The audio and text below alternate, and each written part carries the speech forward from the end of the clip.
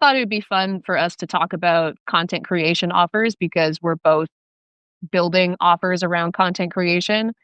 Sure. And I think it's a really interesting topic to talk about because so many people are online so much more today. People are building businesses online. So things like content creation are an investment for a lot of people who are trying to build an online business. But I wanted to get your thoughts on something because Sure. as I'm kind of building out my offer around like the interviews I do, something that I keep kind of like pondering in my mind is like how to how to make sure that your clients really see the value in content creation when you can't always have like a direct ROI for organic content in the way that you can have for something like paid ads. So, Yeah. like as I was thinking about this morning, I was like writing notes down because again, like with organic content, there's not always a direct ROI because if somebody makes a sale, it can't always directly be tracked back to a post. And like I've had clients, for example, that like I make their content and people will tell me when I'm on the call with them that they're like, oh, yeah, I watched so many of his shorts. And then I looked him up on Google and then that's how I booked the call. So, like, when you're looking at the paper trail, it would look like that person came from Google when Yeah. actually it's the organic content that sent them there. But Yeah. you might not ever know that. So, I guess from your perspective, how do you think that you keep a client like wanting to invest in content creation every month when they can't always see that direct ROI? That's a really good question that you're posing here because, the short answer is that I really don't try to like convince people that don't see the ROI in content that there is ROI. For example, like I would never try to sell my dad like on a podcast because I know that it would be like way too difficult to change his perspective on from like believing in content and seeing that it's possible. I'd rather go after the people that already understand the value of podcasting and the value of content creation that I don't need to like there Eugene Swartz I think talks about this like levels of like market awareness. And I think that it's going to be a lot harder to try to convince someone that doesn't believe in that already to do it. And I think that there already is enough people that do believe in it that I'd rather go focus on them and then just be like and then it just becomes like how many people do I actually can I actually service, right? Like if it's like 10, 20 total until I would start having to like go out and like find other people to help me, then it just kind of becomes like, all right, like what is my time worth and like what is the value of the problem to the person? And for my own offer, like I've been kind of thinking it all kind of boils back down to like visibility, right? Like about like being in front of people and being like visible. One good example is like a podcast I'm producing. My buddy only has like 14 episodes, but someone's and the not a ton of downloads, probably a couple hundred downloads, but someone's already asked him to engage in a business relationship. And this guy has a company that's already $250 million in revenue. So we're talking about not these small potatoes people, we're talking like big people, right? That Mhm. like if he has the money and the other guy has like the brand, I think that's the way I'm starting to look at things. It's not about like us convincing him. It's us about like finding the right people and then charging what it's worth for our time. And like, I don't know, you would think that it's got to be at least like $1,000 probably like ahead for it probably to make sense. I don't know. Cause that way you can only, if each client pays you like a grand, say, then you could service 10 of them at 10,000, hopefully without like killing yourself. Mhm. Yeah, Mike said, I figured you would comment on this, Mike. Low hanging fruit, the people who already get it. Yeah, that Yes. makes sense. Like if you're talking to somebody about your offer and like all the content that you're going to put out for them, and especially with the way you and I approach it, it's really like we're pulling the content out of you. Like you don't actually have to take the time to think about ideas and like what to focus on and stuff. We basically just kind of pull it out of you. You Yeah. if you're talking to somebody about how you do that and their main focus is like, well, what's the ROI I can expect here?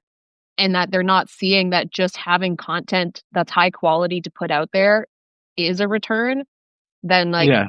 I mean, there's probably some objection handling you can do there, but that person just might not be your client. But I feel like that's really like the lens that I looked at content through for a long time because I kind of got into this from like a marketing background and my mentor was very much like about like bottom line ROI, like it should pay Oh, for I know. itself kind of Yeah. thing. I was a marketing director, so they'd want attribution all day long and wanted to Yeah. know like how like this customer journey ended up here and there. And then you'd start finding these like anecdotal stories of your own things, like me getting hired from a podcast episode. Like someone came on my podcast and then I got hired within like 3 days without having to do a resume. So I just started like looking at my own things and being like, if it worked for me, it will work for other people. Is Hmm. kind of like the way I started thinking about it. And then I think ROI is just like one of those weird things too. Is just like, well, how much, like, if this person has an offer, right, that you're talking to, and that offer is worth like 10 grand to them, or maybe it's even higher, maybe it's 10 grand for the first year, and maybe it's 100 grand if it's 10 years or something like that. The lifetime value could be even higher. Like, Hmm. I, I try to look at like what is the lifetime value of a client to this person, and is them paying me like worth it to their business. And the other way to look at it, and me and Mike Bolton have talked about this a few times, is like if you look at it like a fractional CMO, like they're gonna have to pay me like 100 grand if I go work for a company, right? 100,000 plus benefits, all this stuff.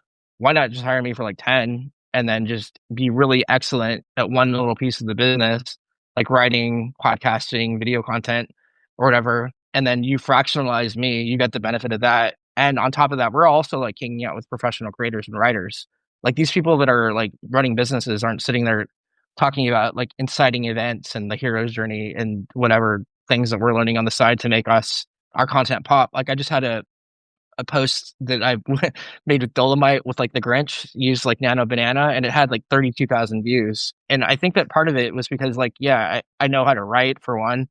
For two, like it was funny because like Jim Carrey was talking about how his fingers were like 8 or 10 inches long and he couldn't itch himself, but he has like yak hair on him. So he's just sitting there with like 8 hours of fucking makeup trying to do this thing and like sitting here dying to get into this transformation of this character.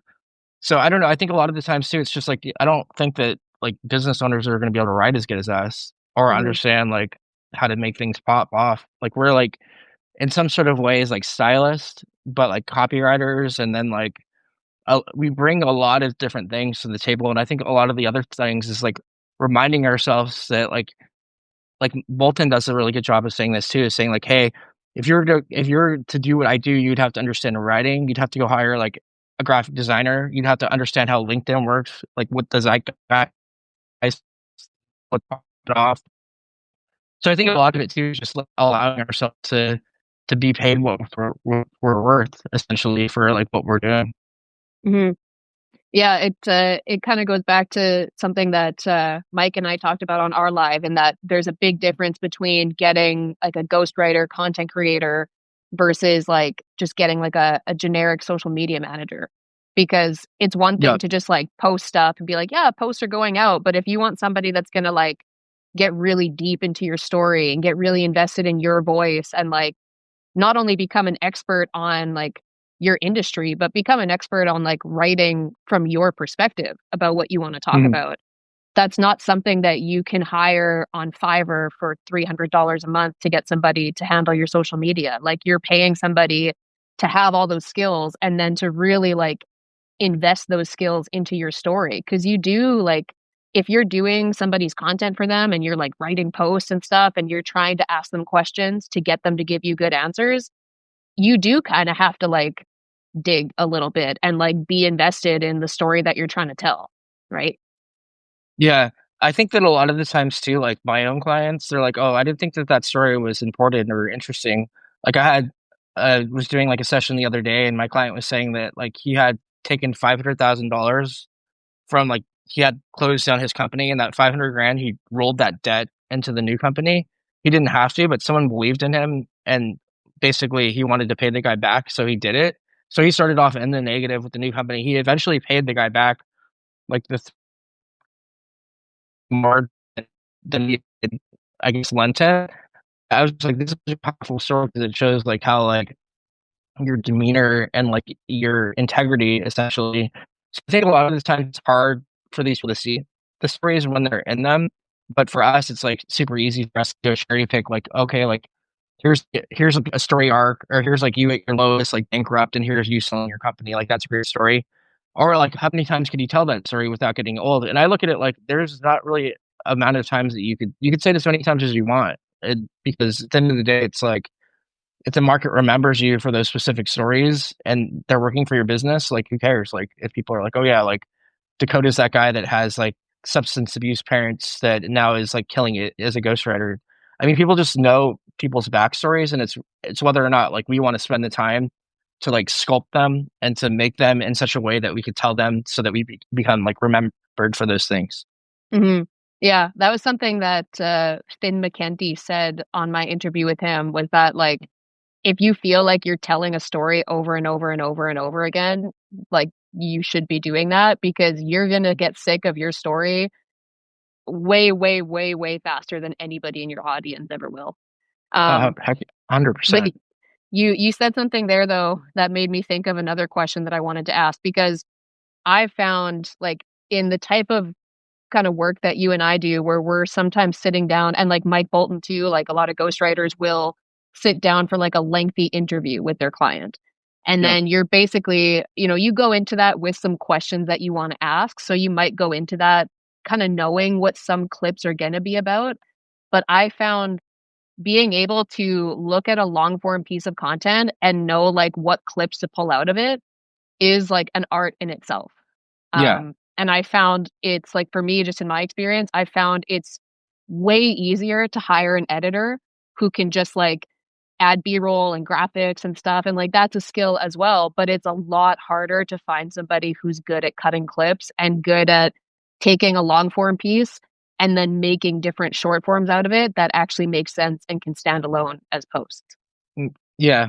The one thing that I developed like not long ago was this ability to like make short form on the fly so it doesn't actually come from the long form content. Like so I'm actually sitting down like with my clients and just getting like 3 videos in an hour that are all like completely just from like what it all kind of starts with like the creative brief because then I'll have a creative brief on like their all everything that happened as far as I know up to that date of their story. Obviously that thing should be updated every couple months, but a lot of the times I'll just be like, all right, like what's going on right now this week in the business, and we'll like legit like live script a story like right there like on the fly, unless it's something that we already like wanted to talk about from something previous. So I think a lot of the times, and that the part that I like about that is it kind of cuts back with the back and forth between like part that could be hard from long form to short is sometimes you don't know where to cut it or like where to get in and out as quickly without it with it making sense. I'm kind of kind of developing it like on the fly. So I'm like, okay, the hook is like these creditors are coming down looking for their money. Take me to that situation where these people are looking for you, what that felt like, how you got over it, and like what's the takeaway or whatever. So it's all like right there on the fly. So they're actually buying in to their own story at that moment. And it also saves me from being in editing hell because otherwise I might be sitting there going back and forth trying to figure out like where this thing. And then yeah, I think that like me personally, like I've kind of like made it like I haven't focused too much on production quality as far as like getting crazy with like B-roll and like I have captions and things, but that could be like a third tier of like even higher production quality. But I haven't really, I'm kind of more focused like on just good storytelling and like good narratives that the story should tell itself versus the production is kind of like the idea that I have at least at the moment in my head.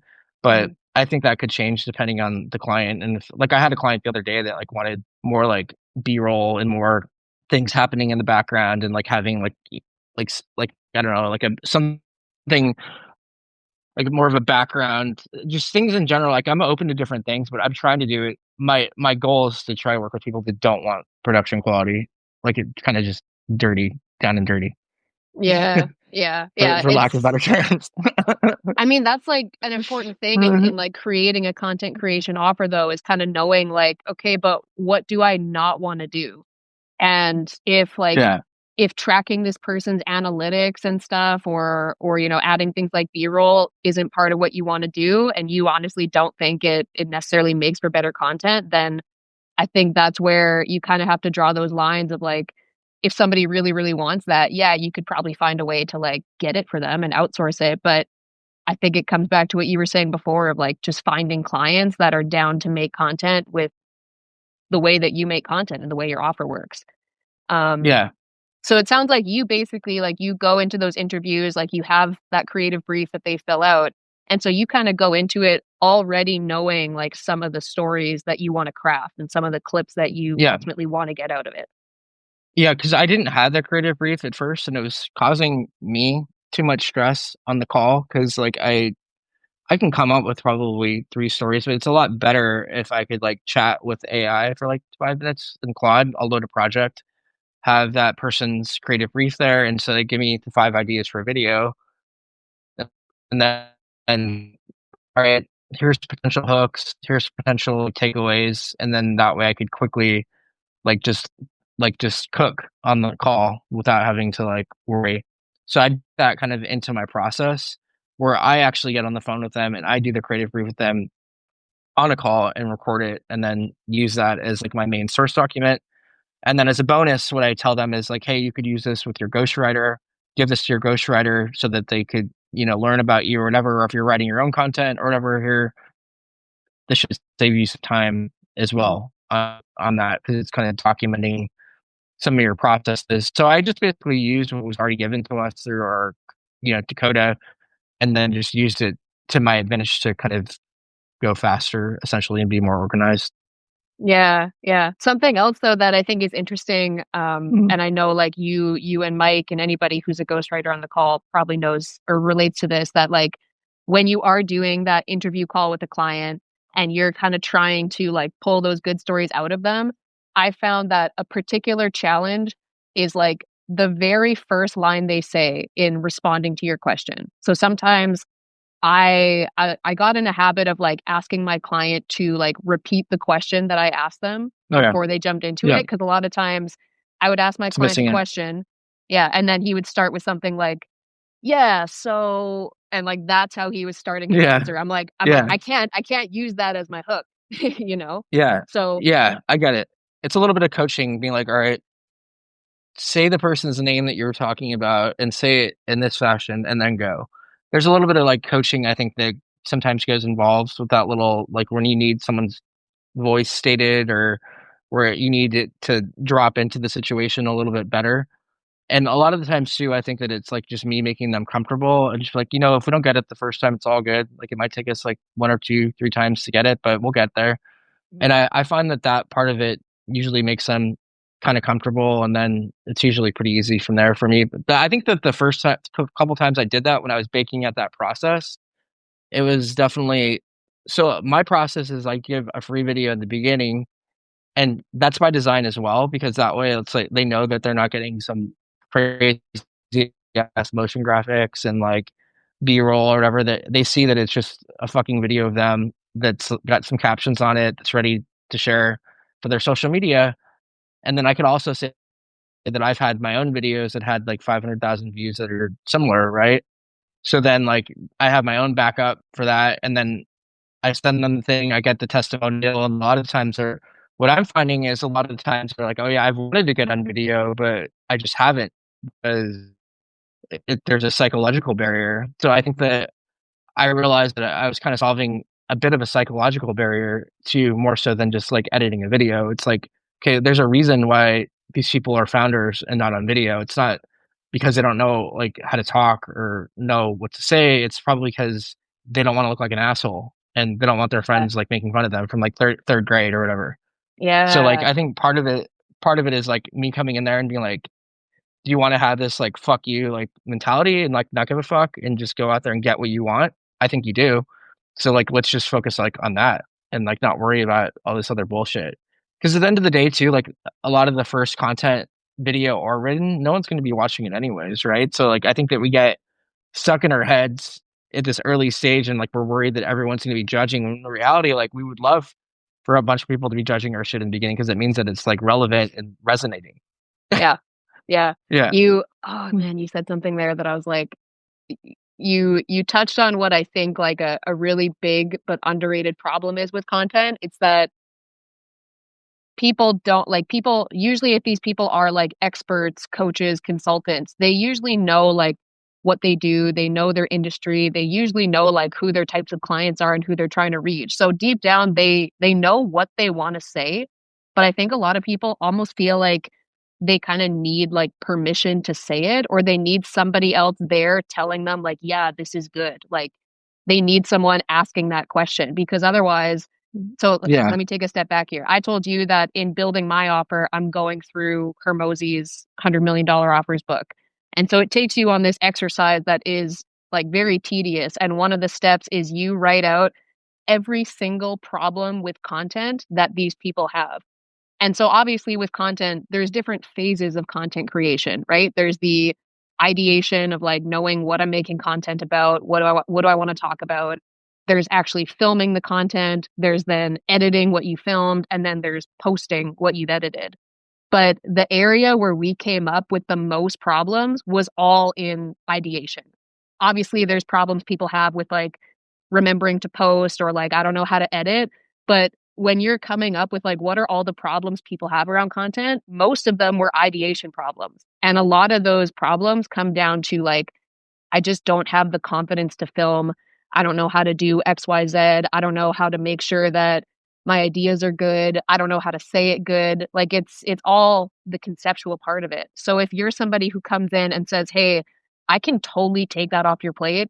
Like I can come up with the ideas, I can ask you the questions, I can get you to say it in a way that my experience tells me is good, and I can cut those into clips for you." You can just post them. Like you're taking the biggest problem that most people have off of it.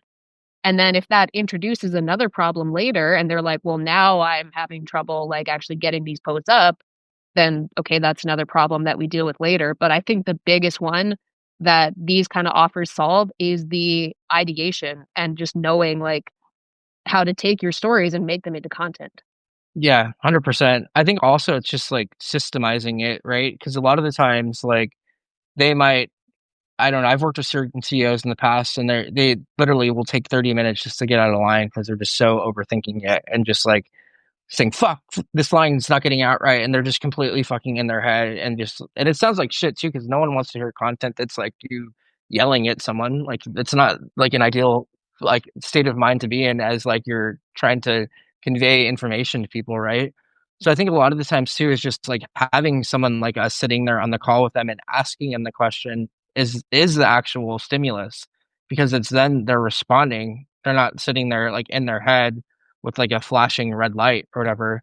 Then it Mhm. just becomes like, all right, like which things did we make? Like what worked and what didn't work and like why, right? And then kind of like looking at that information and then doubling down on like what worked and what didn't work.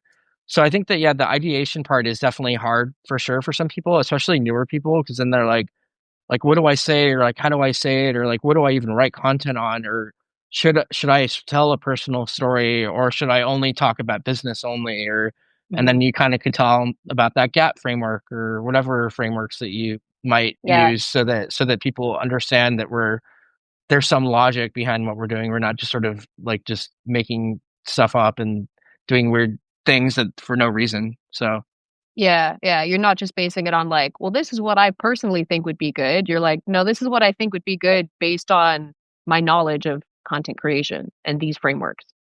yeah, Yeah, nice. I like what Mike said about like how to kind of ask a person a question and get them to like start with a strong sentence. He said, get them to start right in the middle of the action, like a movie. So like yeah. drop them in that situation and get them to describe being in it. That's a good tip. Yeah, it's smart because people want the action, right? They want to have be dropped right into like something bad happening and then okay, like pull back right away and then just kind of it allows you to like kind of snap their attention and then kind of, work with it a little bit more. I've read too that like a lot of like they teach you in school or in like a improv class this thing of like and then but it's like a boring way to tell a story chronologically. You're supposed to like have some twists and turns like I don't know, I made $100,000 but then this happened, right? Like something else, keep on like making it so that like things never really truly get resolved. And I think that Hmm. it's like it could be annoying if like you know what's actually happening, but at the same time I think that that's what a lot of good writing it seems to be like this mastery of like opening and closing loops to keep attention, like where Hmm. you're like closing one, opening another to keep people like constantly hooked. And it's no different than like when you see like the end of a trait or the end of like a series, they're like, okay, like this person is about to die. and like you're about to see it, but they don't exactly tell you what happened. They just sort of open this big question in your mind to like right at the very end. And I think that a lot of the times is our job is to like just make people super curious and to give them as much as needed without any more, but also making it visceral at certain points, like making certain things visceral if needed, or then adding enough visual or sensory cues when needed too, is what I've Yeah. realized.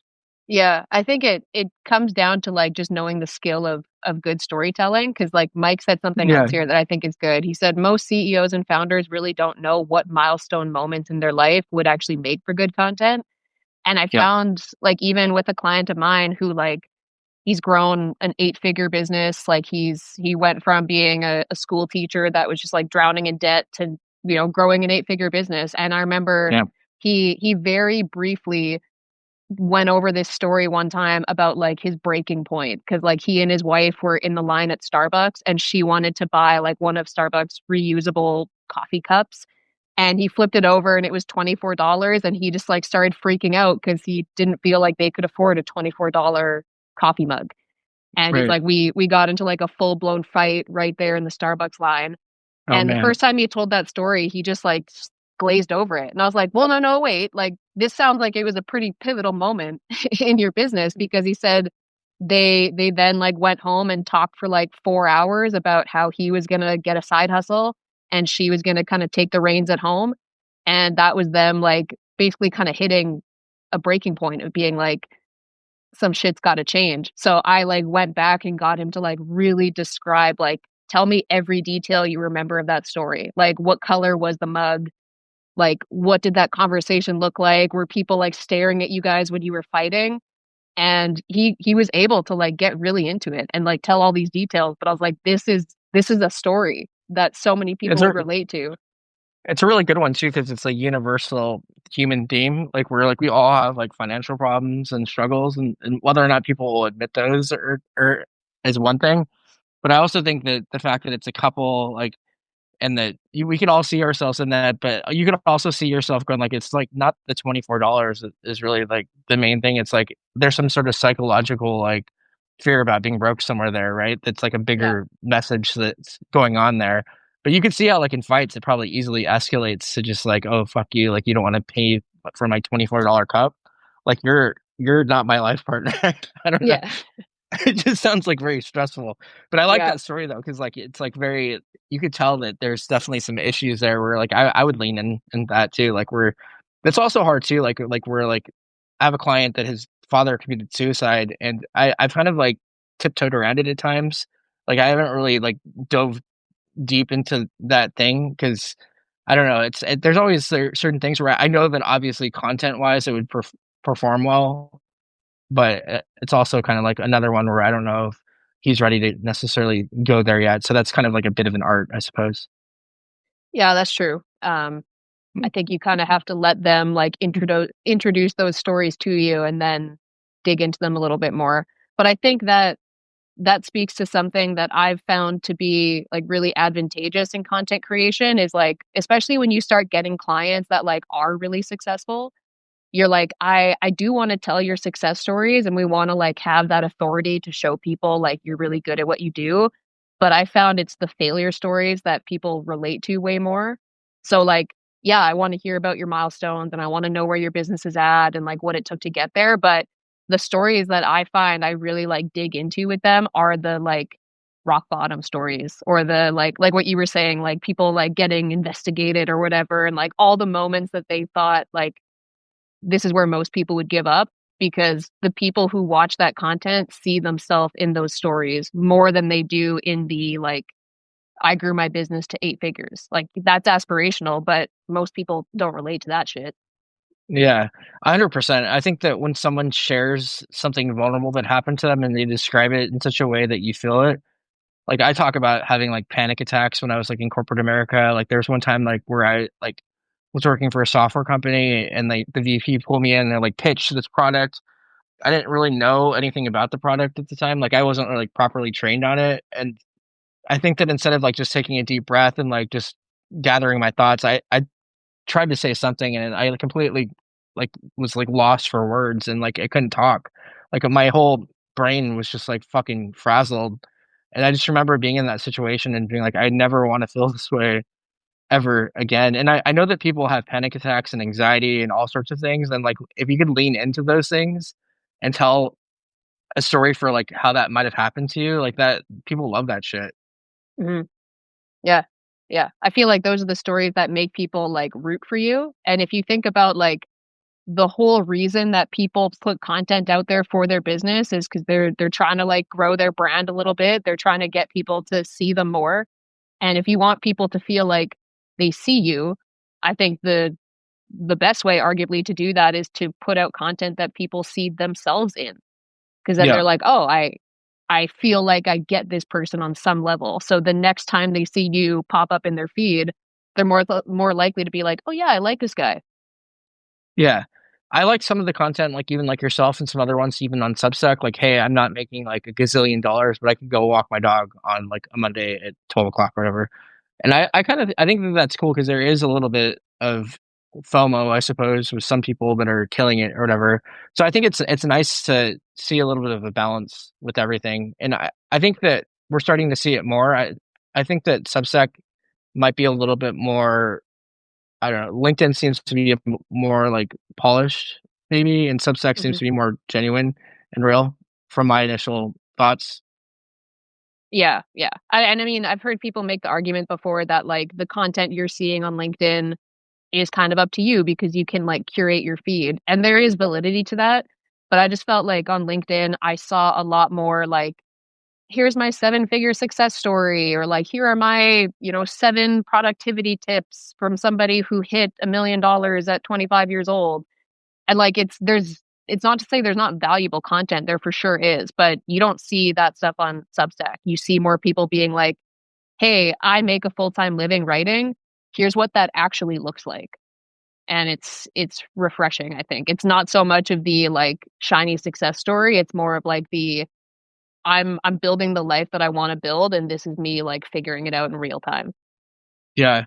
Mike and I actually talked about this on one of our last lives about like how like on LinkedIn you have all these people that are like I don't know, I had my boss on there for example when I worked at a software company, or you have like if you own a company you might have like a venture or an angel investor that's watching over your stuff. So it ends up being this thing where everyone's sort of watching over you because they have a like stake over you.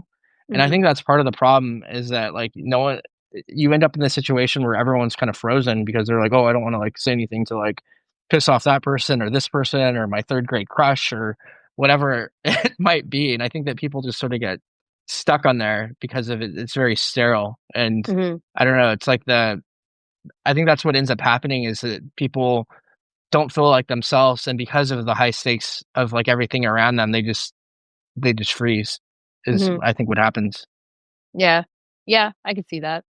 Um, Going back to what we were talking about before with like doing this style of content creation where you're kind of interviewing somebody, you're asking them questions, and then you're taking their answers and making them into clips. I found another challenge that I run into is sometimes if you ask a really good question, sometimes people will talk for like 5 minutes. Oh yeah.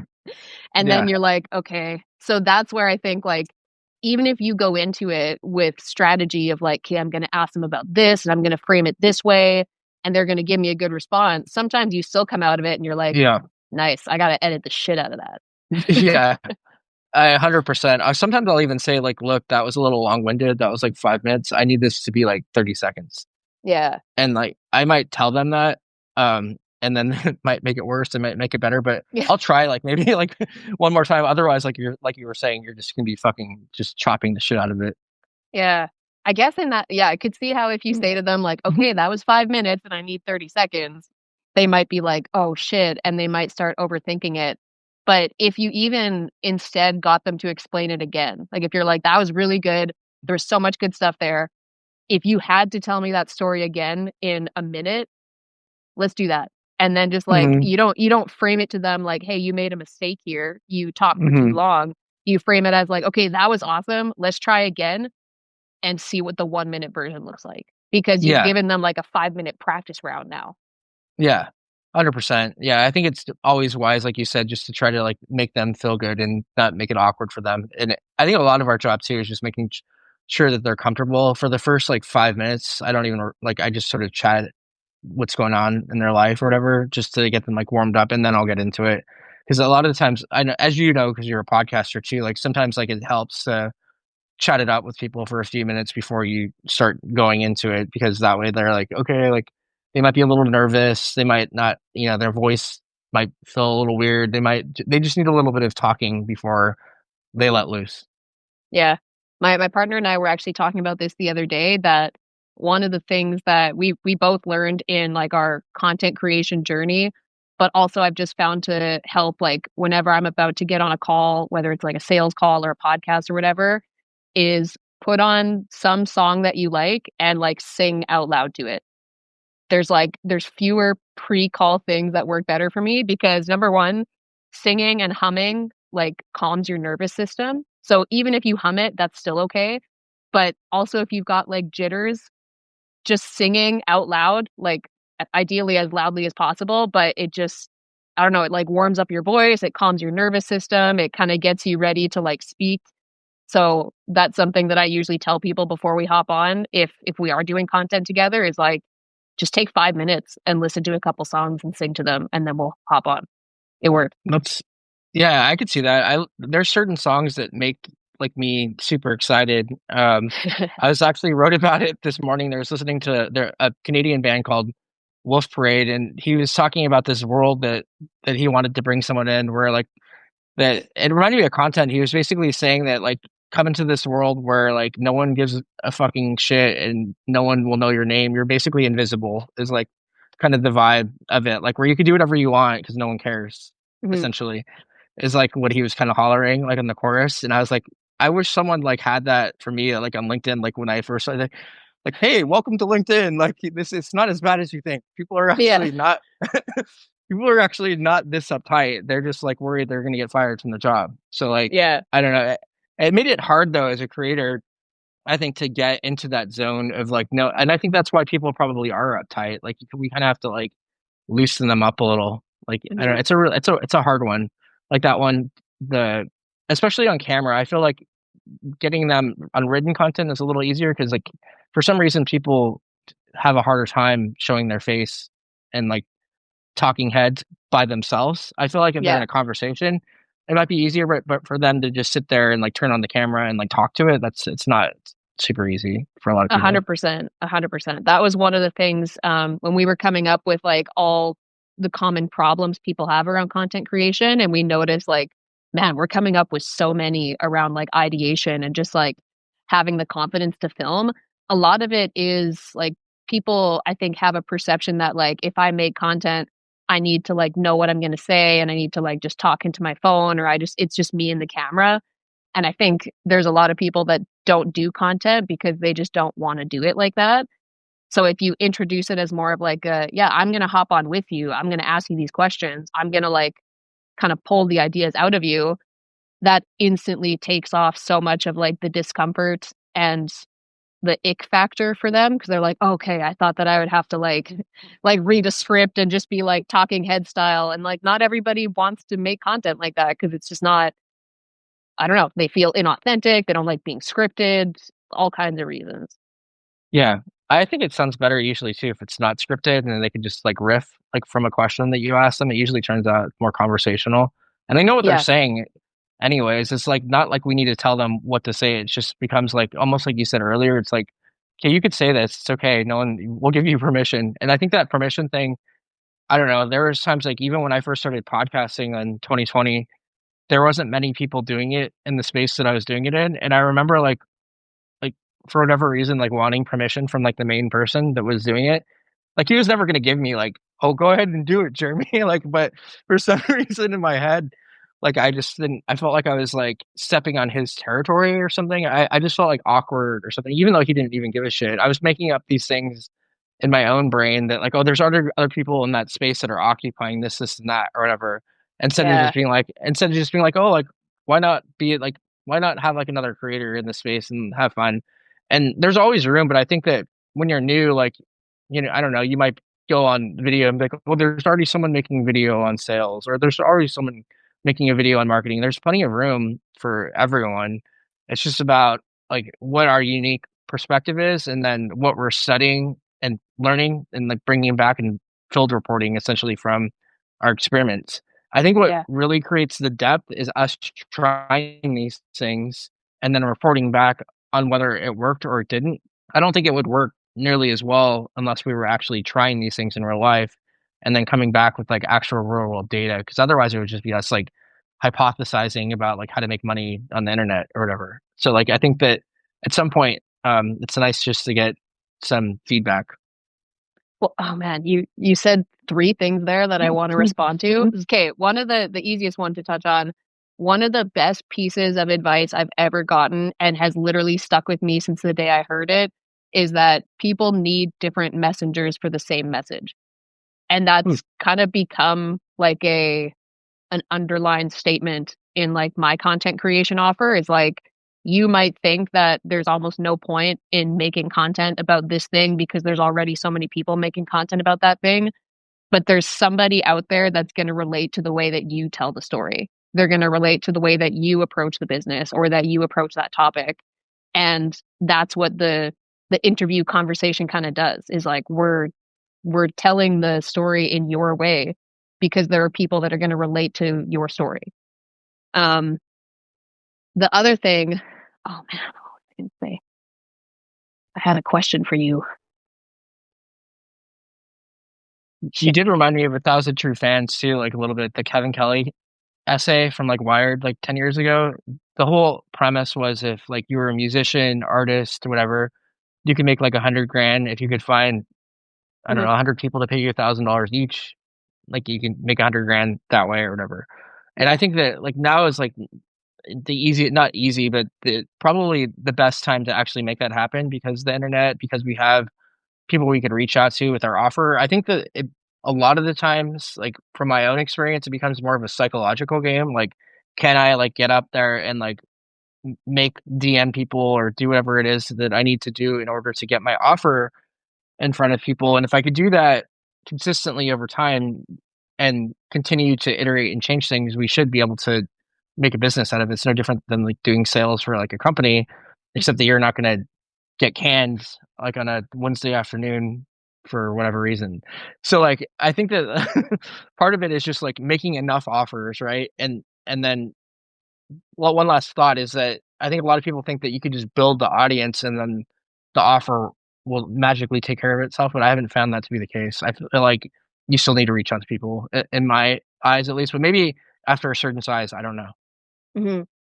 No, you said something there that reminded me of what I was going to ask, or what I was going to touch on because before you were talking about how some people almost feel like they like need permission to make the content they want to make or to even just make content at all.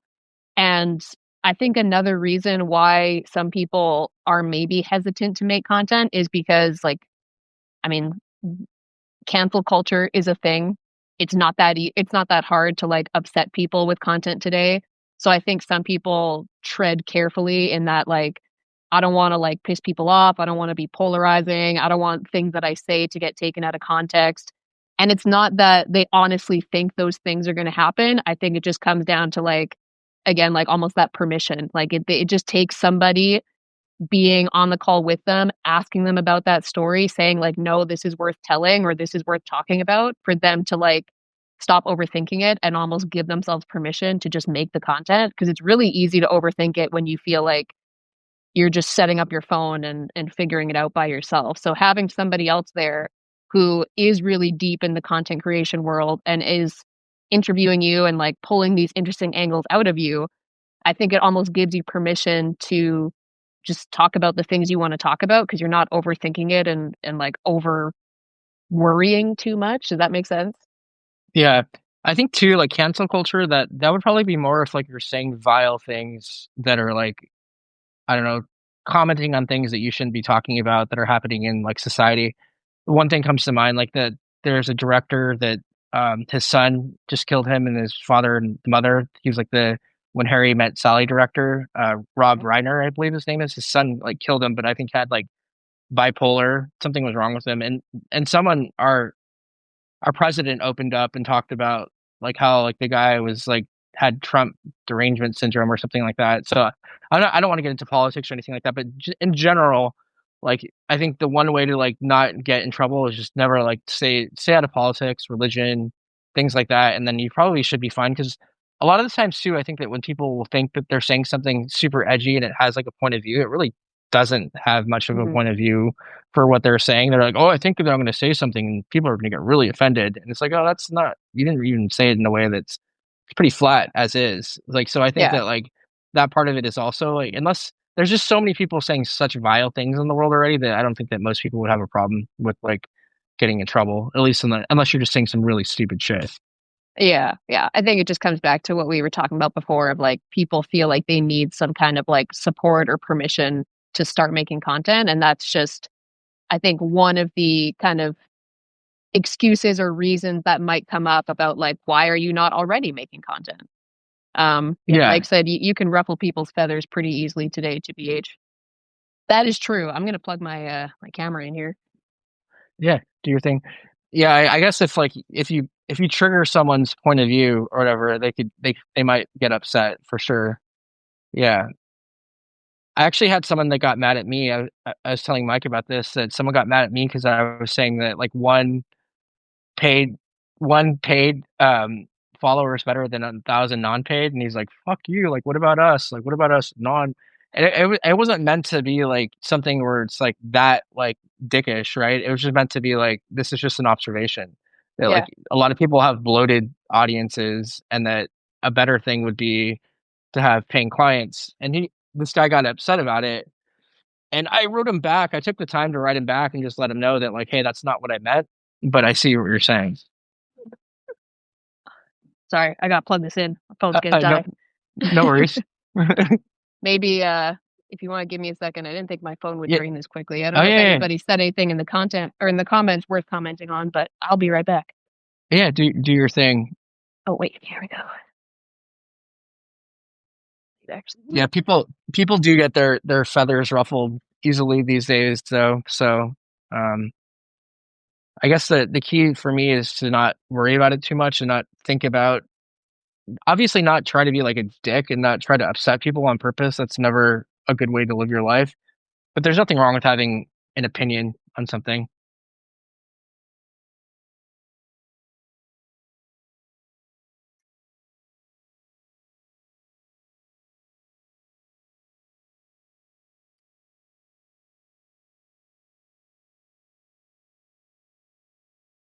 all right. Let's see if this works. Nice. We're Nice. good. Sweet. Yeah, well, do you think that like people, I feel like people are pretty, I don't know, have you ruffled anyone's feathers on accident? I mean, For made sure. anyone upset? Absolutely. Yeah. Mike made the joke there about me being privileged because I had this is a really good example actually. And I feel like this is something that you touched on before when um you said something about like people might be like afraid of like getting hate comments or something like that or like saying something that upsets people. And I think if you start gaining traction on social media and your stuff starts getting lots of views and you're like, "Oh, this is working." Mike's just chirping.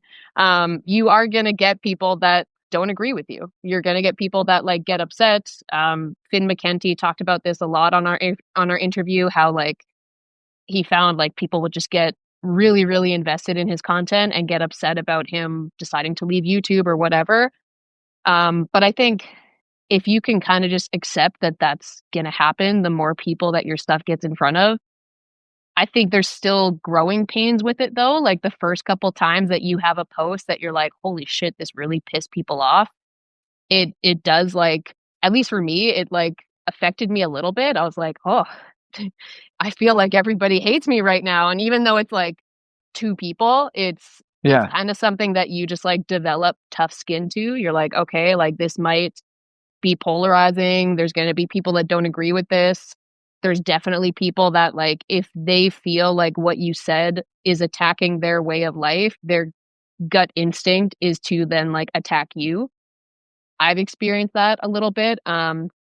I made a post right after our wedding in June And I was just telling the story about like how I had been really nervous to have a wedding because I just knew of so many of my friends who like spent way more on their weddings than they intended to. And I was like, I was like, I refuse to go into debt for a wedding. I was like, with where I am in my life right now, that would just be a stupid Stupid. decision. So there was part of me that when we got engaged, I was like, we could just not do one. We could just go elope and like not do any of this. And so I put out this post in like June or July, just saying that like I was really happy that we chose to have a wedding. I was like, for us, it was worth every penny. We did it our way. I loved how it turned out. I'm so happy with like the memories. And there was one part in the story where I had said when we were at the hotel, we decided we were going to stay an extra night. So like we were staying the night of the wedding, but we were like, let's stay the next night too, because then we can like be here to see all our guests off and like not have to rush off. And I had like a direct quote from myself where I just said like, we're doing this whole wedding, like what's another $170 at this point? And that line, for some reason, just really got to some people. And somebody commented just like a really snarky comment and was like, well, step one here, I guess, is to first of all be privileged enough to say what's another $170. And I was like, what the fuck? And then I remember somebody else commented saying that like my whole article just like reeked of privilege or something. And I was like, are we privilege shaming right now? What is the point of that? And like Oh I remember man. like being at the gym and my sister had texted me and she was like, "Oh, people are like getting upset about your post." And at first I was like, I have no idea why. Like why would people get upset about that? And then you go read them and you're like, "Oh, this thing that I thought was just like I was like, this was just my experience and I was just sharing it. Like people just decided to like take offense to it or I don't know. Yeah. But that was one example. I was like, and I I've had that before too, like people saying that I think somebody said to me once that I was privileged to be in shape. And I was like, I guess if you're gonna say I'm privileged to like have working arms and legs and stuff, but like privilege doesn't get my ass to the gym every day. Privilege doesn't make me get out and do 10,000 steps a day when it's fucking cold out. Like that's not a privilege thing, that's a willpower thing. So I mean, you can call it privilege if you want, but like if we're going to start playing that game, then like we're all privileged. You if you live in North America and you have an iPhone in your hand, you're privileged. What's the yeah. point? Yeah. So, I think people yeah, are just trying to like corner you or whatever. And I think maybe probably because like there's probably people that have spent tens of thousands of dollars or hundreds of thousands of dollars that are in debt from their wedding. So those people are probably resentful because they're like, I just had my wedding and I didn't have to go into debt. So they're probably like, fuck you. Maybe like I could see them getting upset, maybe. But at the end of the day, you're gonna piss people off anyways. Mike had mentioned too, like there's just 99% of the time you're probably just gonna piss people off. And I don't know. I guess it's like not apologizing for us if we do make people mad because it's never our intent to go in there and try to like act like an ass. So I just think that you're saying your thing or whatever, and then for whatever reason, people get real triggered around money. I've realized it's always like money, right? Like yeah, the big one. 170, it's like okay, like yeah, like well, $170 is like a car payment or whatever. I don't know. It just seems like for whatever reason that really pissed people off.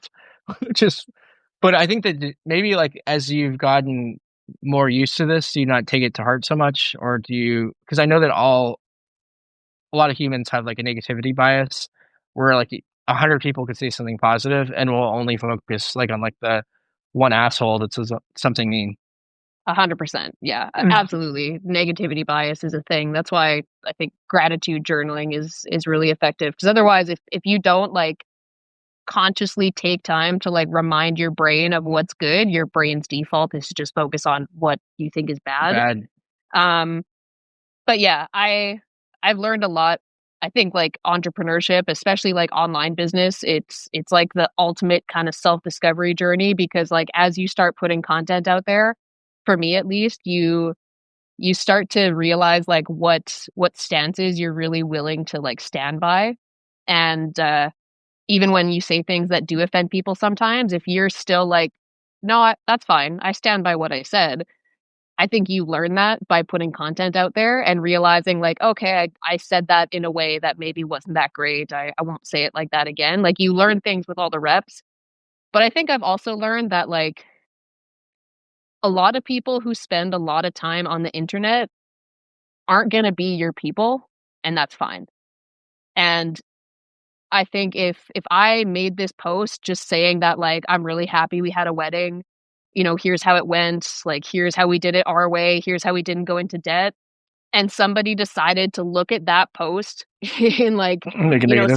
somebody's post wedding bliss and just leave like a negative comment that provides absolutely no value, that person's not for me anyway. So like Yeah, thanks for showing me that. yeah. I think that's probably better of like realizing to not fight with some of these people and like just ignore it. Just like, okay, I see what you said, and then just like move on. Because I think it's easy to get trapped in their fangs when they want you to they want us to react, right? Yeah. And I think it's better to like not react because it's like, okay, like why are they so miserable that they're so upset about my wedding? It's kind of sad if you think about it. Like I think people just get really bummed because they want to be in your shoes, and they see that you had a nice experience, and they're just jealous because they wish they had that too. Yeah, it's funny. I was actually thinking about this a couple days ago, and I literally like went off on a rant to my husband last night because you're familiar with the podcast Call Her Daddy and like Alex Cooper, who started it. Have you heard of Call Her Daddy? No, it sounds interesting though. It sounds very Oh, interesting. provocative. Okay. It's probably been one of the biggest podcasts in the world for like however long she's been doing it, like 5+ years. Wow, She signed like I think it was like $160 or $160 million deal with Spotify. Um, damn, she started, well, there was two girls that started it. They sold it to, or they were doing it with Barstool Sports. Barstool Sports, is that it? Um, and then eventually she went off on her own. But huge, huge podcast. She interviews very famous people now, like the Kardashians and famous actresses and shit. But I saw this video pop up on my YouTube the other night. It was a 22-minute video from somebody who I don't remember her name, but she had like almost 2 million subscribers herself.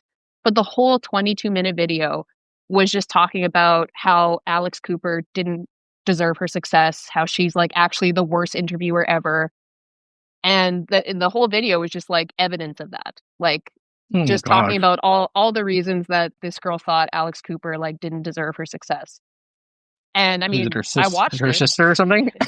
Yeah, I don't know. The funny thing is like I watched it. I was like, well, you did something right because I watched the whole 22-minute video. But literally the whole time I was thinking it really it sucks, but it's an unfortunate truth that like there's so many people out there who I guess like in some way they want that person's success, and the easier route for them is to just kind of like throw rocks at that person and be like, you don't deserve what you have, you don't deserve to be successful. Like instead of just like learning from what that person did and being like, okay, cool, how do I learn from that and build the thing that I want to build, they would rather spend all that time making a video talking about how that person doesn't deserve what they have. And I think there's a It's lot of terrible. people like that like instead of like if they don't feel like they're achieving what they want to achieve, they just want to throw rocks at people who seem to have achieved it. And that sucks, but it's kind of another reality of putting content out there is like you are going to see a lot of those people. Yeah, there's something called like the crab in the bucket theory, and there's this like thing where like these crabs are all trying to crawl up the bucket, and as they're doing it, everyone's trying to all the other crabs are like ripping the legs off the crab as it's crawling out over the bucket. And I think some humans could be very similar to that. Like you kind of have to be like very guarded with who you tell like what your ambitions are. I feel Mm, like show them by your actions and what you're doing in your life. But I feel like sometimes like if like the negativity from like people like that wrote that 22-minute video that probably spent hours putting together this video on like why this person sucks or whatever, like who has time for that shit? Like that's the part that's like crazy to me. It's such a waste of energy to like yeah. but the sad part is that people certain creators that are like frail or like new that don't have as much of self-esteem, like that could take them down pretty easily. So it's sad that like that we have to like train ourselves to like not care about those people. Yeah, yeah, I think so too. Michael Masters said they don't hate the successful people nearly as much as they want to be them. Yeah, that pretty much nails it. Um, but yeah, that all just sprung, I think, from your question about like if I've gotten better at handling negativity online. But that actually, that post that I told you about where people were like kind of privilege shaming me, I remember one comment of somebody saying like, you need to be more inclusive with your writing because like this does come across as very privileged and there's a lot of people that don't relate to that. And I remember like reflecting on that for so long and then I was like, fuck that. No, I completely disagree. I was like, if I try to write something that like every single person can relate to, my writing will speak to nobody. Yeah, And all I can do is like share my human experience. And if you don't relate to that or you feel like my experience in some way makes you feel like I'm attacking your way of life, I mean, first of all, I feel like there's some self reflection to be done there, but like writing that speaks to everybody speaks to nobody. So I thought that was yeah, really interesting. I was like, I don't agree that I don't think you should try to like make content that includes everybody because that's a pretty pointless feat, you know? yeah. And plus, it was a big day, and like it's something that you wanted to share, and you had the moment. I don't think there's anything wrong with like sharing these life events, and yeah, some people are just going to be weird for whatever reason, but yeah, I think that for people to be like, tell us what we can and can't share is just kind of lame. Like, Yeah. no, you don't. People don't have that power over us, unfortunately Hmm. for them.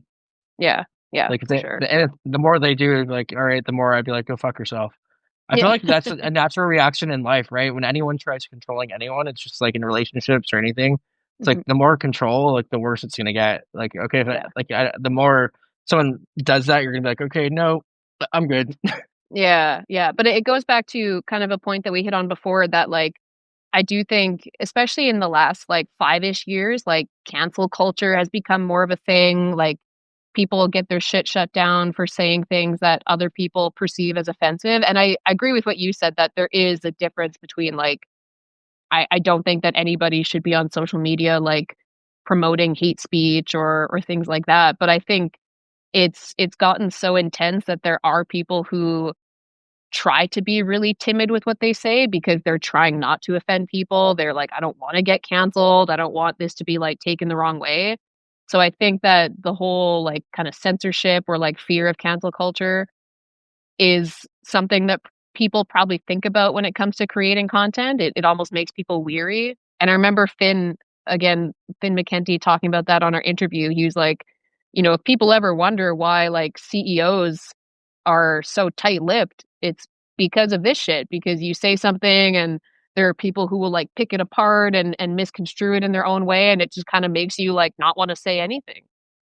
Yeah, I know he's gotten attacked. I thought I saw something where he had like a whole Reddit page of people talking shit to him. Mhm. Like, so I guess to some sort of degree, it's like a compliment. Like when you reach that level of hate Yeah. status.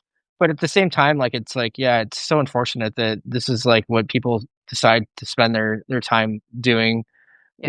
Yeah, I try not to like get too like, even if someone says something and it pisses me off, I'll try to like not like take it on personally. Mhm. There's that quote about like drinking poison and expecting the other person to die or something. It's like if we're making ourselves like riled up or whatever. Like I sometimes know when I'm in that thought loop, and sometimes I just need to like go for like a walk and like Mhm. get out of my head for like a minute for whatever reason. Yeah. Yeah. But I mean I think that's like the entrepreneur in you showing because I think you if you are like in the position where like you're building your own business and you're kind of like responsible for your own success, you start eventually having to take like radical responsibility for the Oh way you yeah, are. And so if you notice those patterns in you of like, hey, I make pretty bad decisions when I'm mad. So I've learned like not to respond to people when I'm riled up. I go for a walk instead.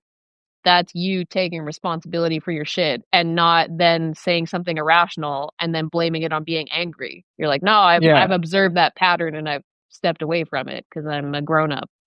Yeah, I actually recently like got off Lexapro. I was on Lexapro for like 4 years, like, Mm, and it's like SSRI, like anxiety medication, and I just got off of it like maybe like 2 months ago, just because I wanted to know that I could do hard things without like medication or whatever. So like that was something that I recently did, Hmm. and I'm taking L-theanine. That helps out a little bit now, and I'm just kind of just trying to do stuff for.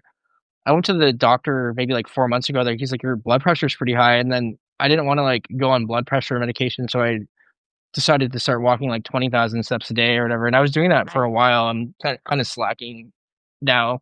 Again, I need to get back up there, but I feel like when I'm healthy and when I'm treating my like body well and training like an athlete almost like as like a business, I always feel a lot better about myself, even like journaling. And I don't know, I could, my mind can get a little away from me at times, and if I let it. So a lot of the times now, like I force myself, like my routine now in the morning is like literally, I try not to look at my phone right when I wake up. I'll like go like try to go walk for like an hour and not look at my phone, and then get into the day like after like I already had that little bit of space um from just getting on there, because I just feel like if I do that, then it's so much information like going into my brain. Yeah. And then for the most part, I just try to get like 3 or 4 lever moving tasks like done in a certain day, like DM 10 people or get the client work done that day, and not overwhelm myself with like things in the future or the past or whatever, just because I know that like at the end of the day, like if I could just do the inputs for a long enough time, like the business will build itself. It's a matter Mhm. of like staying like like level headed during those times of like knowing that like obviously like it can get, you could have a low, you could have a high, but if, at the end of the day, if you're on the roller coaster, you're gonna have that high again. So I Yeah. think that it's just staying in the game long enough. And I will also say that the one thing I really love about entrepreneurship is that the portability. Like when I was like a marketing director or a podcast producer, I was getting paid well, but at the end of the day, as soon as that relationship severed, like I'm out, like trying to get out, find work again. And then also like at a disadvantage because like a lot of the times you're having to apply into a black hole, like you don't know if you're gonna get it. Then once you're there, like anything could happen, the management can change, whatever. And so I just like started realizing that like this is for someone that already is kind of anxious to begin with, like this is just not the way I want to like live my life. Where like Yeah. my nervous system is constantly like fucking like, oh, are we in trouble? Like what's going on? Like why is like half your team missing right now? Like so I think it's some sort of degree like there was no other option but to build at Mhm. some level of like at some reason at some level I was like this way of like continuing to get hired and fired is dumb to me. It doesn't make any sense to me anymore. Like Yeah. at one, like you could have fooled me like with that belief like once or twice, but not like, not something that happens.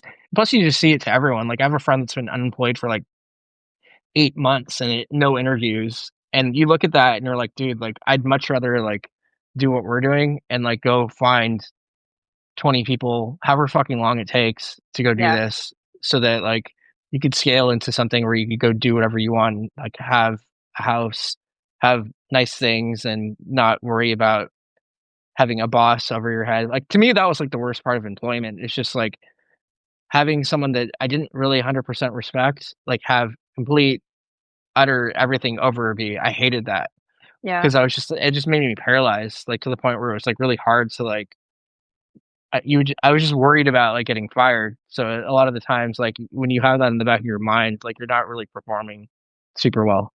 Yeah.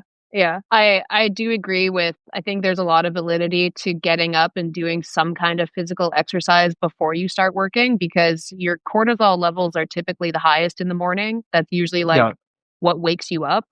So for me, yeah, like I did go through phases in my business where like we would wake up and it was like straight to work and we would work for like 2 hours before breakfast.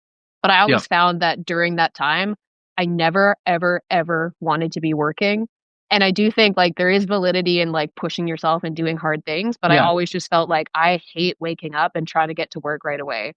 Um but I do think, once you get into entrepreneurship and you start working for yourself, you for me personally, like, I couldn't ever go back because I see it the same way you just described, where, like, before, if I had a full-time job and I lost that job, it's, like, devastating. It's like, that's my whole yeah, income, like, that's everything. But now if I lose a client, I'm like, I can get another one. Like, yeah, yeah, I don't want to lose clients for sure, but, like, I know that I'm developing skills where I could replace that income. And when I was a full-time employee, I didn't have that. So you always kind of have that like that little bit of fear in the background of like, I depend on this job. Whereas when you're building something for yourself and you're getting clients and stuff, you're like, I'm building something that's more than one individual client. Um, Yeah. and you said something there that reminded me of a question that I actually wanted to ask before, because you'd said that like when you are interviewing clients, you kind of start with that creative brief and you base your first questions off of that. And then as you kind of roll into like the next month, you might ask them like, is there anything that you want to focus on making content on? Is there anything you want to talk about? But do you ever go and like look at how the content performed for them and then use that to kind of drive like what you focus on, or do you not go look at their content at all? No, I sometimes go look at it to see if it like performs better because it's there. With some of my clients, they might be working with someone else too, so I'll look at the ones that I made for them just to see Okay. how it's like in reference to like how it's doing with this other content. But Yeah. I'll definitely like look to see like what's working for them and what's not. Um, One of my clients actually, like he wasn't even posting on LinkedIn, and then he got like 100,000 impressions just from like me training him up on how to like write stories and like what to tell and like what not. So it's really crazy because like a lot of people have so much there already. It's just a matter of like them getting comfortable telling these stories. Like because he owns these trucks, like freight trucks, and one of them caught on fire. And I was like, you should write about that truck catching on fire and like how fucking scared you were and like all what happened. Like that's like gold, right? So like just it's really interesting because for us we could see these things super fast because we're in the weeds with like a lot of the storytelling stuff. Hmm. But for them, I also like you to your question. I might have like a few ideas already before the call. I might chat with AI and just come up with like a couple ideas so that I'm not so that on the call that I have like a few things in my back pocket, but I might just ask them what's going on in their life that day and then pull something directly from that too. So Hmm. I think it kind of just I like to mix it up too. Um, Hmm. but yeah, it's really interesting because like um, it's fun for me to like get to continue to work with these people on some of these things because a lot of the times that things that they struggle with, I find my own self when I'm making videos like, oh, I do that same thing where like get in my head for something or like maybe like this video sucks. And then having someone as a soundboard is nice to be like, okay, like you're all good. Like just focus on that. And I don't know, I feel like people like having that someone in their wing that doesn't not judging them. Hmm. I Yeah. actually had Yeah, someone for say sure. this to me the other day. I didn't really understand what he was saying, but he was saying, I like the fact that like this was from like a cold DM. He's like, I like the fact that I don't know you and that like you could just ask me questions and get things out of me and you're like a neutral party. I don't know why he said that, but for It's some like a reason that was therapist. a benefit to him for whatever reason. Yeah. Yeah. I think part of what we do is kind of therapy to some sort of degree. Yeah. So I feel like at the end of some of the calls, like some of my clients are like, "Oh, like I'm really like, yeah, that was really, I'm happy, like I got that off my chest or whatever." And it's like really interesting. Like a lot of people are saying things like that. Yeah. Another thing that came up too that I just thought of is like validated offers, right? Like you'd mentioned, like now that like, I can go out and go get another client, it's because like you have a validated offer, right? So the more validated offers that cash changes hands, the more data that we have on things, and the more I think that we could adjust our prices to like make it so that like we could I always try to think about like how do I like provide enough value without getting burnout, right? Like how do I what is that like that perfect amount of like value that I'm giving you as a client and that you're getting a lot out of the sessions without me killing myself on the back end, right? And like figuring that part out is hard. Like that Yeah. because I think a lot like you too. I think that I want to provide a lot of value and to the point where I thought it was like a certain amount of videos delivered that it needed to like be like a big number. I don't think it's necessarily the case. I'm starting to think more in terms of like, if was this person on video before? Are they now? And are they capable of like closing like a big fat deal as a result of being on video? Hmm. So that's kind of like where I'm trying to like refocus some of my thoughts Hmm. on some of this stuff because I think that maybe we are providing too much for some people and not I think that there's like a balance, right? Where people are probably like willing to pay you a good amount of money and like maybe we're providing too much for them, too many deliverables potentially. It's something that Yeah. I think about. Yeah. I don't know. Is that something that you think about too sometimes? Like maybe I am. giving too much, or maybe I'm overcomplicating the fact that I need to give too much to some sort of degree. Yeah, I've definitely been wrestling with that lately as we come up with our offer because I keep thinking like, oh, we got to provide like we got to cover the next steps too though. Like we got to give them a resource to like track their analytics or like I keep thinking like how could we take it further? But I keep kind of coming back to like, okay, but is that the offer I actually want to build though? Do I want to Yeah, build an offer that's all about like me tracking their analytics every month? And honestly, I really don't. Like, yeah, I've built that before, but, like, I agree with what you said before that there is something almost, like almost therapeutic in the way that we create content by interviewing people because you do, like, connect with them. And I think yeah, people really value that. They really value feeling a genuine connection, and they enjoy talking about their content when somebody's asking them and they feel like they can just answer about it. So I think you're solving a time issue because they're not taking the time to figure out how to make content. You're solving a confidence issue because you're basically giving them a way to make content in a way they feel a lot more confident about. And you're solving a visibility issue. You don't need to solve every single issue with your offer because then if you're also solving a analytics issue and a tracking and posting issue, then like cool if you want to lump all that in. But if all of that is work that like you don't really want to do, then is that the offer you want to build? yeah, And I was actually thinking about this yesterday because as we were going through the Hermosi exercise, one of the things he said is like, you know, when you feel like your offer's ready, you should put posts out there saying like, hey, I'm looking for this many people who want to do this and like have a specific number to it. But he said, always offer an amount of seats that's less than what you could take on. So if you feel like in a month I could take on 10 clients doing this, give out 7 spots. Because number one, I think it's a bit of an exclusivity thing too, like, you wanna have less spots available, but also number 2 is, like, if you take on 7 people and you went into it thinking you could take on 10, you might find that you were wrong and, like, 10 would have just been crazy, but you can also just focus on, like, really knocking it out of the park for those 7 people, and yeah, then, you know, if you do it in some kinda, like, cohort way where, like, you know, a couple months later, you're like, "Hey, I'm looking for 3 more people," you probably got a lot of experience, like, making that offer really good with those first 7. But if you're like, "Oh, I'm gonna take on what I think my capacity is," I mean, you might find that you just take on too much, and I think that's also the case with, like, trying to build an offer. It's like trying to do too much as opposed to just focusing on the thing that you do and doing it, like, really fucking good.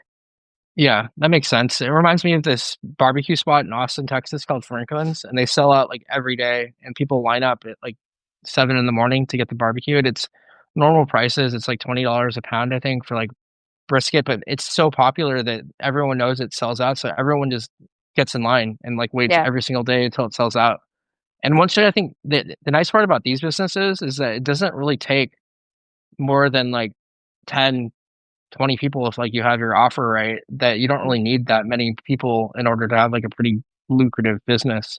mhm, So I think that that's kind of reassuring to think about because I think that after you solve some of these problems on like how to make the offer, how to collect the cash, how to deliver the offer, do they get results, all these different things. And then after that's already done, like that's why it's so hard initially is because you're having to build all that infrastructure out as you're flying the plane. mhm, Whereas after you get the validated offers and you know that certain people have paid it, it's no longer will a person pay this amount. It's like, okay, like that's what I charged last time. Can I charge this amount? Can I mhm, charge this amount? And then I think that it becomes like us fine tuning what because the market validation piece is always hard, not knowing what a market will pay or like what if they'll pay at all, right? Like that part I feel like is always like the hard part because it's sort of a bit of guessing in the beginning, mhm, like where you're like, will someone pay for this? And am I overcharging? Am I undercharging? And there's a little that part was always hard in the beginning for me at mhm, least. mhm. Yeah, I think that's a challenging part to creating an offer for anybody is like it feels safe to charge less because you're like, oh, people will say yes to this. But I think if you honestly stand by the value you provide and like you put a lot into your service and you know like what you're giving people, like what value they're getting out of it, I think that there is a little bit of validity in charging an amount that like kind of makes you nervous.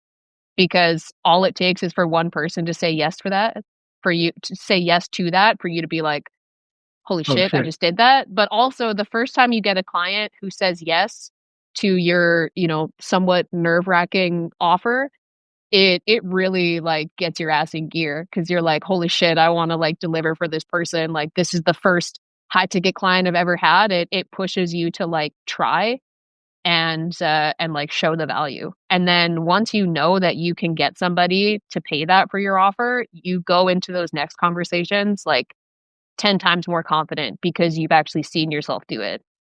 And I've Yeah. seen like just in my business experience, I've seen most people give up before they have their first two clients. So if you can Mm. literally just get the first two, you're already like further than 95% of people who couldn't even hold themselves accountable to getting those two. Yeah. I hear a lot of times too, it's just about like delivering the number and then saying it confidently and staying quiet and like not over talking during that Yep. part, like just Yep. allowing it to like and getting their reaction. Cause a lot of the times too, they'll tell you like, oh, like that sounds really cheap or that sounds like expensive or like they'll say something or if they're sophisticated, they might try to like make it so that they make it sound high on purpose just to fuck with you. Mhm. So I think that it kind of just depends on the sophistication of like the person that you're doing it to. But yeah, it's that part of it's a little bit tricky for sure, like learning how to deliver it without like folding. But I think that after you get the interesting thing is after you get, I think as we get busier and have more people that we're working with, we naturally will take more risk just because I think that we're not worried about, we're coming from more of a place of like abundance versus Mhm. scarcity. So Mhm. I think that like it's kind of natural to play it like in a scarcity mindset, like when we're initially building because that's all we have and we need to make it happen. Mhm. But I think as we climb out of that, it becomes easier to like just start taking more risk and charging more. And then I don't know if I don't necessarily even want to work with someone if they're going to be a pain in the ass, and if they are, like maybe they're that looks like a different rate depending on Yeah. that how difficult they are. Right? Yeah. I'm trying to I make my think life easier, not harder.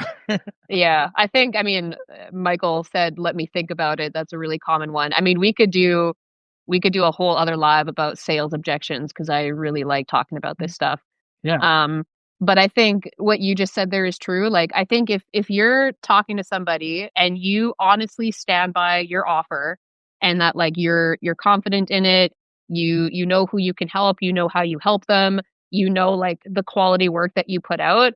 I think if you're communicating that to them and you have conviction in it and you've clearly communicated like this is what you're going to get from working with me and you get somebody who's like kind of a dick about like saying like, oh, that's not worth that.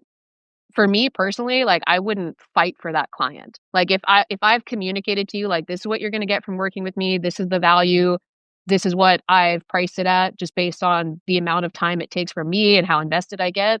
If somebody's response is like saying like, oh, that's too high or they're like trying to get a discount or whatever, I think I used to be somebody who would like try to work with that person, but now I'm just like, yeah, that's cool. Yeah. Have a Move good on. day. Like, yeah, Yeah. they might come back to it, but like if you get to the end of that conversation and you're like, no, I clearly articulated the value and I stand by it, then like if that person is trying to discount your service from day one, they're Yeah, it's probably not a going good to try to discount it again the next month. And that just might not be somebody that you want to work with. So you're like, yeah, you don't see the value. That's cool. This might not be for you. That's all good. yeah. And it helps too when people show up for the calls and they're excited or they show up for whatever work they need to do and that Yeah. they're happy. Some people that they're not going to do the work or whatever, and that's not going to help either, right? You can only like, do so much. So I think sometimes they aren't. Some people are not going to be a good fit, and it's learning, like you had mentioned before, like becoming a little bit better at learning that faster, so that we're not like trying to chase after things that are like not worthy of being chased. Yeah. Yeah. I found like if somebody is not necessarily that like if they're questioning the cost or the investment that they're automatically a dick, but if you do get people that are kind of a dick to you on day one, they're going to be a dick to you on day 30. And Oh yeah, I honestly think like that's a big like level up in business when you get to the point that you're willing to say no to money because it's just not worth your energy, it feels great to walk away from those people. Oh yeah. I mean, it's much better to have people that are a fit because then they're going to talk highly about you. They're going to refer people to you. I mean, I like the clients that are like referring me. I even have people that I have never even like worked with that refer clients to me. And so some of these people are just like super connectors that are like, I think the more people we find like that, that are like willing to like just anytime they see an opportunity just to like mention our names, like the more people we build like that into our networking things, like our lives are just gonna be easier because then like when I know like if I find someone that has something specifically what you're working on, I could be like, oh, go talk to Kelsey. This is exactly what she does. You know, like Yeah. she hosts podcasts with other people and does content with whatever the offer might be at that what you're looking for. But it's a lot easier, I think, when you're writing with other people, and then I think that's the hardest part about business is because in the beginning there's not enough momentum in anything. So like after a while, I think this stuff just all compounds on itself Yeah. And I if think we're it, working on it long enough. yeah. And it kind of comes full circle to what you said earlier in the call that like you said for you, like you weren't talking a whole lot about your offer in your content. You were just kind of trying to figure it out. But I think there's validity in like building in public and showing up and posting even when you don't know what your offer is, because even if you're not building content about your offer, you could be building content in around your character.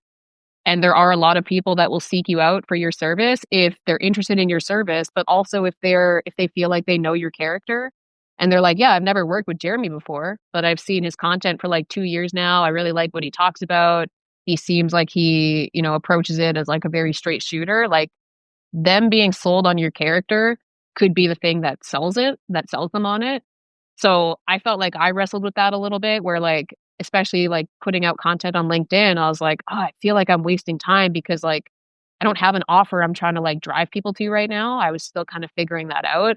But I always just thought like, well, I'm still just like building in public. Like I'm just gonna talk about how I'm building that offer and like how I want to do business and like things I'm learning along the way, because that might be the thing that sells people on you, even if it's not a post directly about your offer. Yeah, it's smart, I think, to talk about whatever stage at the offer to talk about it because that way it's like people will know what you're doing. And yeah, I try to incorporate some of the stuff that I'm doing, like client work, into posts. It's not always easy because it's not always like it could just not. It's sometimes just not fun, I suppose. Mhm. It doesn't. It's like it's fun to write about other stuff, I suppose sometimes.